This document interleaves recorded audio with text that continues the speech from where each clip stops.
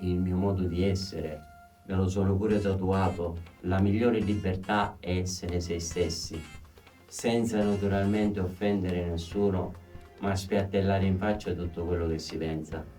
Questa intervista uscirà in concomitanza con una nuova canzone che appunto si intitola Spirito Libero. Io lo scrivo nella canzone: affo ruffiano non è cosa mia. Cioè, se io fossi stato una persona ruffiana, se io fossi stato un lecchino nella musica, avrei avuto molto, ma molto, ma molto di più di quello che ho avuto.